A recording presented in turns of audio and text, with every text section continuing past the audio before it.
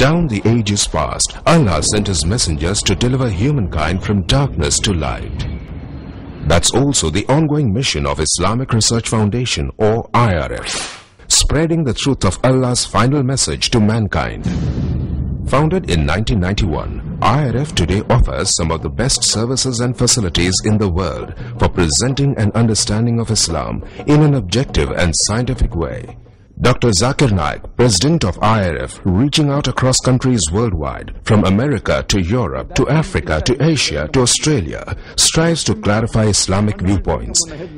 He dispels the many media myths and anti-Islamic prejudices propagated the world over by anti-Islamic forces. Islamic Research Foundation. For more information, log on to our website www.irf.net.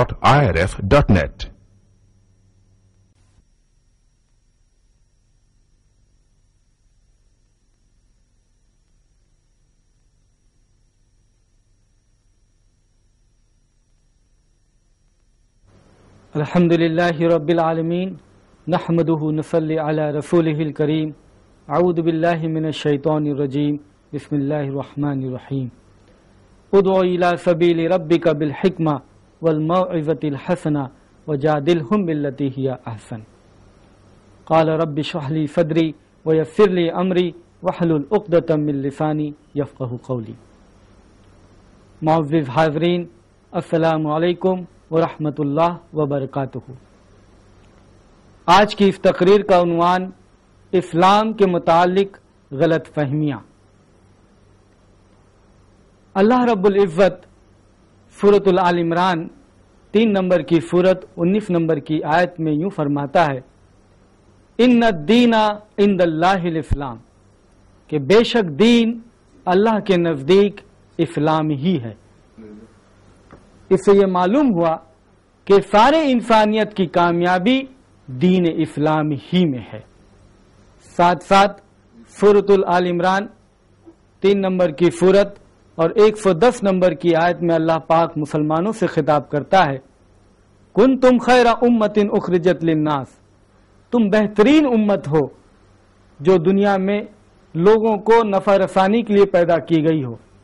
تم بہترین امت ہو جو دنیا کی خاطر نکالی گئی ہو، جو لوگوں کو اچھائی کا حکم کرتے ہو اور برائی سے روکتے ہو، وَتُؤْمِنُونَ بِاللَّهِ، اور اللہ پر ایمان رکھتے ہو.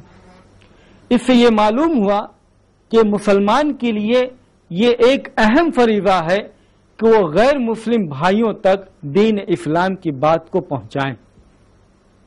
لیکن تجربے سے یہ بات معلوم ہوئی ہے کہ جب بھی کوئی دین کی بات ہمارے غیر مسلم بھائیوں کے سامنے جب پیش کی جاتی ہے تو ان کے ذہن میں پہلے سے اسلام کے بارے میں مختلف غلط فہمیاں رہتی ہیں، اور ان غلط فہمیوں کی وجہ سے وہ اسلام کی خوبیوں کو پہچاننے سے دور رہتے ہیں.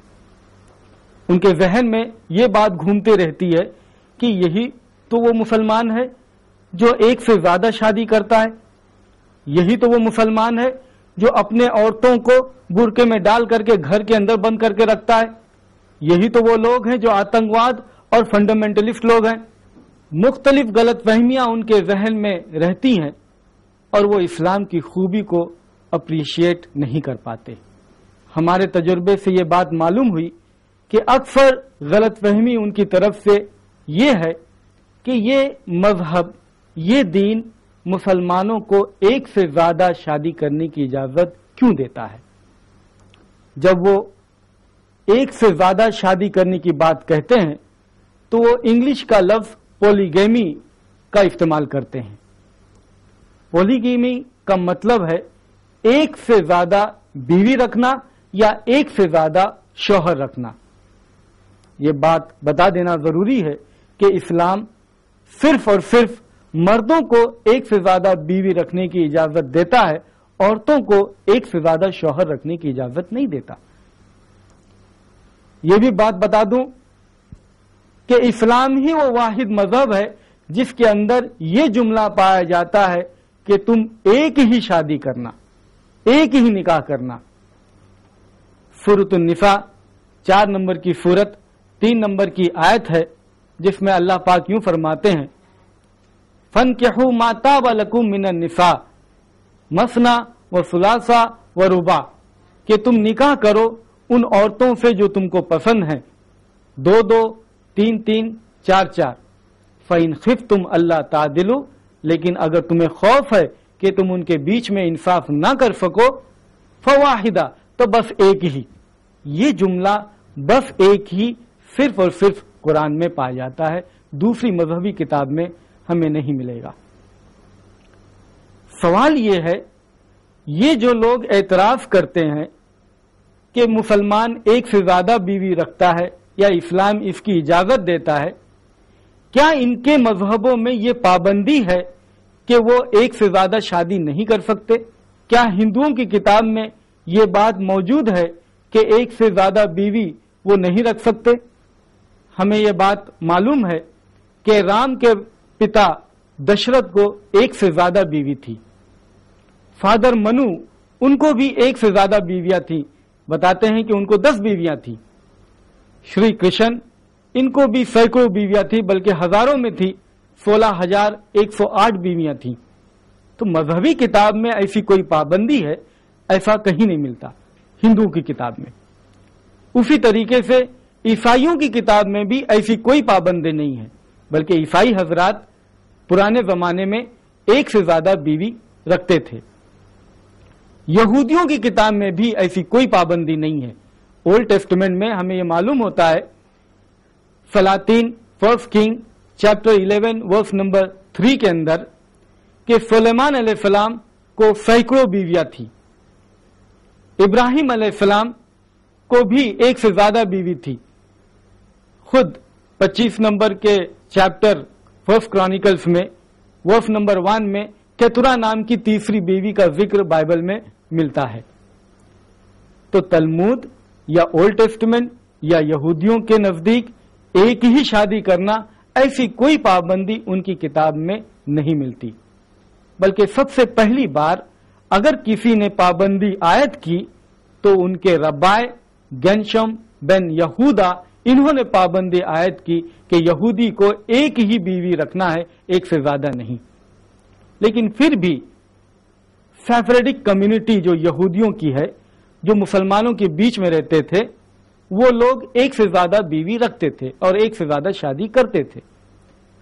پھر 1950 کے اندر چیف ربائی نے سختی کے ساتھ یہ پابندی کی کہ اب کے بعد یہودی ایک سے زیادہ بیوی نہیں رکھ سکتے. ایک رپورٹ میں جو اسٹیٹس آف وومن نام سے شائع ہوئی 1975 میں، جس کے اندر 1951 سے لے کر کے 1961 تک یہ اسٹیٹسٹکس پیش کیا گیا کہ آیا مسلمان زیادہ پولیگیمس ہیں یا یہ ہندو حضرات زیادہ پولیگیمس ہیں.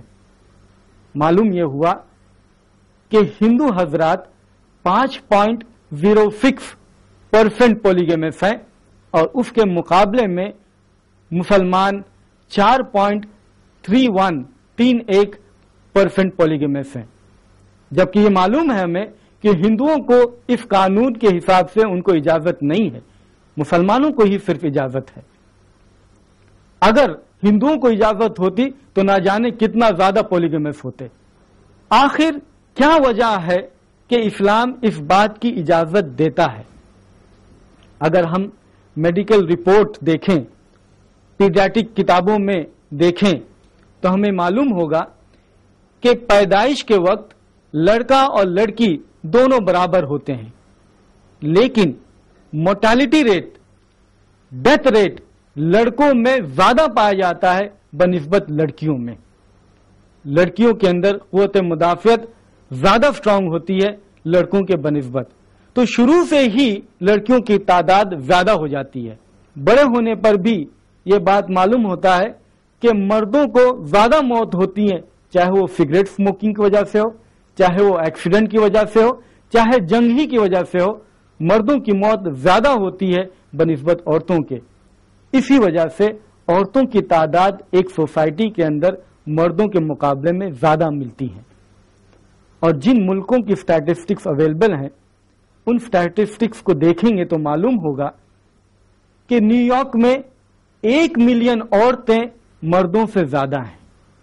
یو ایس اے میں 7.8 ملین عورتیں مردوں سے زیادہ ہیں۔ جرمنی میں 5 ملین عورتیں مردوں سے زیادہ ہیں۔ برٹن میں 4 ملین عورتیں مردوں سے زیادہ ہیں۔ رشیا میں 9 ملین عورتیں مردوں سے زیادہ ہیں، اور ساری دنیا میں نہ جانے کتنی عورتیں مردوں سے زیادہ ہیں۔ یہ بھی بات بتائی جاتی ہے کہ امریکہ کے اندر 25 ملین مرد ایسے ہیں جو عورتوں کو نہیں پسند کرتے۔ اگر ان کو شادی کرنی ہے تو وہ عورت سے شادی نہ کر کے مردوں سے شادی کریں گے۔ ایسی صورت میں معلوم یہ ہوگا ان ایفیکٹ امریکہ میں تقریباً 30 ملین عورتیں مردوں سے زیادہ ہیں۔ اگر ہم یہ تصور کر لیں کہ ہر مرد شادی کر لے اور ایک ہی بیوی سے وہ شادی کرے، ایک سے زیادہ نہیں، پھر بھی سماج میں بہت سی ایسی عورتیں ہوں گی جن کو شوہر نہیں ملے گا۔ 7.8 ملین عورتوں کو یو ایس اے میں شوہر نہیں ملے گا۔ 4 ملین عورتیں برٹن میں ان کو شوہر نہیں ملیں گے۔ 5 ملین فرانس کے اندر ان کو شوہر نہیں ملیں گے۔ 9 ملین رشیا کے اندر ان کو شوہر نہیں ملیں گے۔ اگر ایسی پوزیشن ہو جائے تو ان عورتوں کے لیے کیا سولوشن ہے؟ 2 ہی راستے بچتے ہیں، یا تو وہ ایسے شوہر کے ساتھ میں نکاح کریں جو پہلے سے شادی شدہ ہے، یا پھر سماج کے لیے وہ پبلک پراپرٹی بن جائے۔ تیسرا کوئی راستہ ان کے لیے نہیں بچتا۔ اس لیے یہ اجازت ایک سماج کے لیے بہت ضروری ہے۔ جب یہ بات سمجھ میں آ جاتی ہے کہ یہ اجازت اسلام میں کیوں ہے اور کتنا مناسب ہے، تو فوراً دوسرا سوال کھڑا ہوتا ہے کہ اگر مسلمان مرد ایک سے زیادہ بیوی کر سکتے ہیں تو عورتیں کیوں نہیں ایک سے زیادہ شوہر رکھ سکتی ہیں؟ اگر ہم عورتوں کو یہ اجازت دے دیں کہ وہ ایک سے زیادہ مرد کریں تو یہ بڑی مشکل کی بات ہوگی، کیونکہ تعداد عورتوں کی زیادہ ہے، مردوں کی نہیں ہے۔ اور دوسرا ایک بہت بڑا مسئلہ پیدا ہو جائے گا، وہ یہ کہ اگر ایک مرد ایک سے زیادہ بیوی کرتا ہے اور جب کوئی لڑکا ہوگا تو یہاں پر باپ کون ہے اور ماں کون ہے یہ آسانی سے معلوم ہو جائے گا۔ لیکن اگر ایک عورت ایک سے زیادہ شوہر کرتی ہے اور لڑکا جب پیدا ہوگا تو ماں کا تو پتا چل جائے گا، لیکن باپ کون ہے یہ نہیں پتا چلے گا۔ اور ایسی صورت میں اگر ماں اس بچے کو اسکول میں لے جاتی ہے اور ایڈمیشن کرانے کی کوشش کرتی ہے اور وہاں پر اسکول کے اندر باپ کا نام وہ پوچھتے ہیں تو ماں کو 2 نام 3 نام یا 4 نام دینے ہوں گے، اور یہ بڑے افسوس کی بات ہوگی۔ اس کے علاوہ اور بھی دوسرے وجوہات ہیں جس بنا پر یہ ممانعت ہے کہ عورتیں ایک سے زیادہ شوہر نہیں کر سکتی ہیں، کیونکہ ایک مرد ایک سے زیادہ بیوی کرنے کے باوجود سارے کے حقوق وہ بآسانی پورا کر سکتا ہے۔ اس کے بنسبت عورتیں اگر ایک سے زیادہ شوہر کرتی ہیں تو ایک عورت ایک سے زیادہ شوہر کے حقوق پورا نہیں کر پائیں گی۔ میڈیکل رپورٹ یہ بھی بتلاتی ہے کہ ایک مرد ایک سے زیادہ بیویاں رکھنے کے باوجود ان کے بیچ میں کوئی ایسی وینرل ڈیزیز بیماری سیکس کی نہیں پیدا ہوتی ہے، لیکن اگر ایک بیوی ایک سے زیادہ شوہر رکھتی ہے تو جنسی بیماریاں، سیکشل بیماریاں وجود میں آتی ہیں۔ تو معلوم یہ ہوا کہ یہ اجازت اگر عورتوں میں پائی گئی تو یہ نقصان دہ ہوگا، فائدہ مند نہ ہوگا۔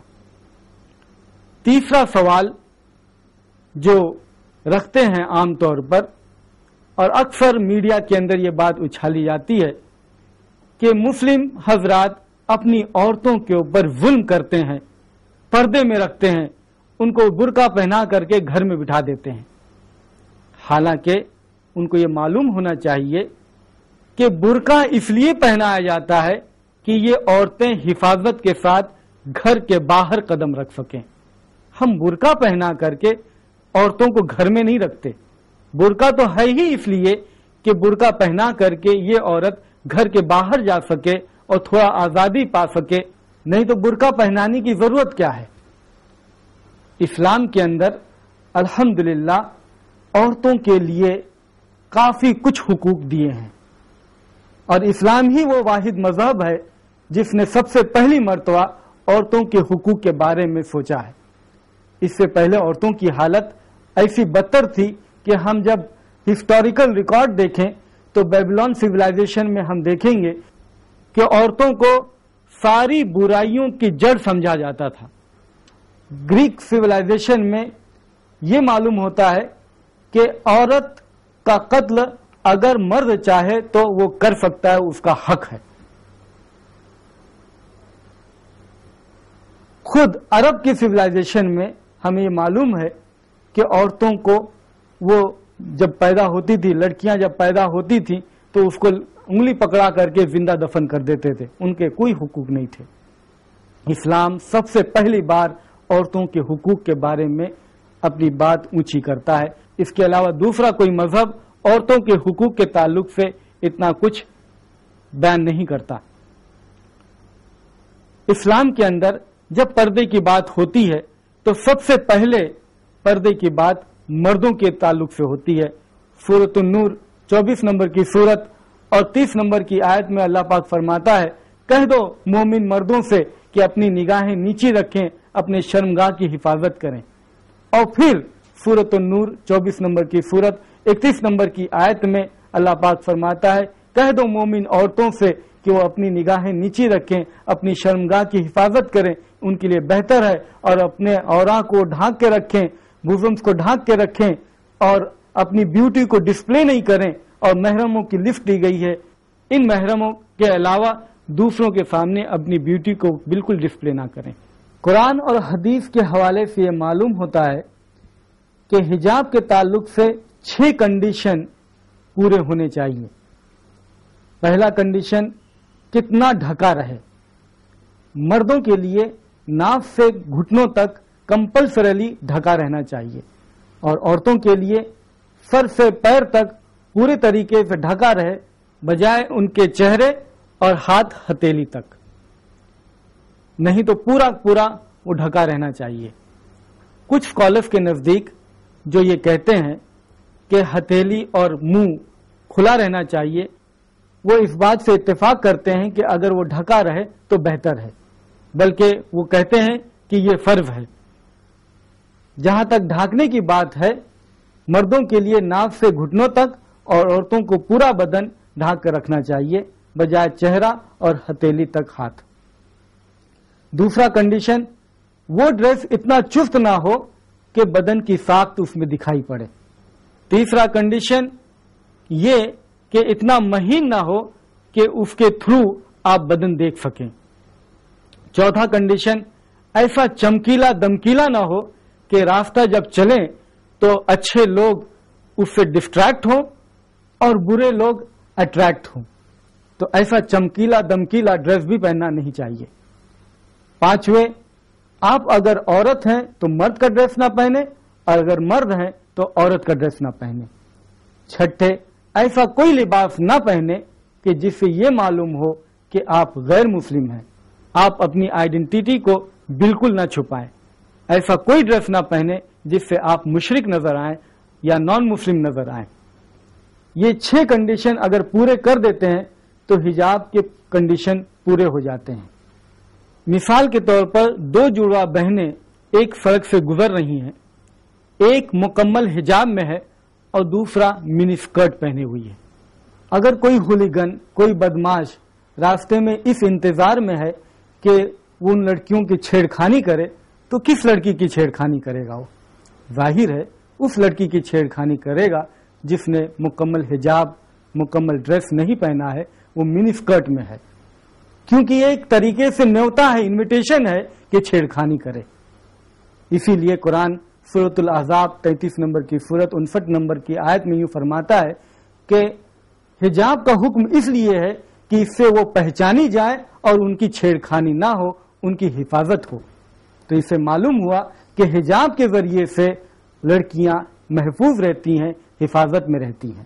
امریکہ کے اندر جہاں پر میکسیمم ریپ کے ریٹس ملتے ہیں، بلکہ یوں بتاتے ہیں کہ امریکہ میں روزانہ 1900 ریپ وجود میں آتے ہیں۔ اگر یہ قانون، اسلامی قانون عائد کیا جائے کہ عورتیں حجاب میں ہوں اور مرد جب ان کی نگاہ عورتوں پر پڑے تو اپنی نگاہوں کو وہ نیچی رکھیں، اور اس کے باوجود بھی اگر کوئی مرد شرارت کرے، ریپ کرے، تو اس کو کیپٹل پنشمنٹ اسلام کے حساب سے دے، تو نتیجہ یہ ہوگا یہ جو ریٹ ہے ریپ کا یہ کم ہوگا، زیادہ نہیں ہوگا۔ تو اس طریقے سے کہ حجاب کا حکم بجا حکم ہے، الحمدللہ عورتوں کی یہ حفاظت کرتا ہے، نہ کہ ان کے اوپر ظلم کرتا ہے۔ ہم حجاب پہنا کر کے عورتوں کو تھوڑا آزادی دیتے ہیں، ساتھ ساتھ ان کے عزت کی حفاظت بھی کرتے ہیں۔ الحمدللہ سارے احکام اسلام کے بجا احکام ہیں، کوئی بھی احکام، کوئی بھی حکم اسلام میں سوسائٹی یا انسانیت کے خلاف نہیں ہے۔ اسی لیے اللہ رب العزت نے یہ دین کو پسند فرمایا تاکہ انسان اس دین پر چل کر کے اس دنیا میں بھی کامیاب رہے اور آخرت میں بھی کامیاب رہے، اور یہ دنیا آخرت کے مقابلے میں بہت کم ہے، اور بہت افسوس کی بات ہے کہ دنیا کو لوگ ترجیح دیں آخرت کے مقابلے میں۔ اللہ پاک فرماتا ہے کہ بہت سے لوگ ایسے ہیں جو آخرت کو یقین نہیں کرتے، آخرت پر ترجیح نہیں دیتے، اور وہ دنیا کو ترجیح دیتے ہیں اور سمجھتے ہیں کہ اسی دنیا میں وہ ہمیشہ رہیں گے، آخرت میں ان کا کوئی مقابلہ اللہ کے سامنے نہیں ہوگا۔ جان لیجئے کہ موت کے بعد میں ہمیں لامحدود زندگی ملنے والی ہے، جہاں پر ہمیشہ ہم کو رہنا ہے، وہاں پر ہم کو موت نہیں آئے گی، وہاں پر ہمیشہ ہمیشہ رہنا ہے۔ سوچو تو صحیح، اگر آخرت کی زندگی ہماری کامیاب ہو جائے تو کتنی زبردست کامیابی ہے، اگر آخرت کی زندگی ہماری ناکامیاب ہے تو کتنا زبردست خسارہ ہے، کتنا زبردست گھاٹا ہے۔ میں اپنی بات کو ختم کروں گا سورۃ النحل 16 نمبر کی سورت اور 125 نمبر کی آیت سے، جہاں پر اللہ پاک یوں فرماتا ہے، ادعو الی سبیل ربک بالحکمہ، بلاؤ ان کو اپنے رب کی طرف حکمت کے ساتھ، والموعظۃ الحسنہ، اور اچھی نصیحت کے ساتھ، وجادلہم باللتی ہی احسن، اور اچھے بحث کے ساتھ ان کے ساتھ مباحثہ کرو، آرگیومنٹ کرو، ریزن آؤٹ کرو، اچھے طریقے سے حسن سلوکی کے ساتھ، وجادلہم باللتی ہی احسن، وآخر دعوانا ان الحمد للہ رب العالمین۔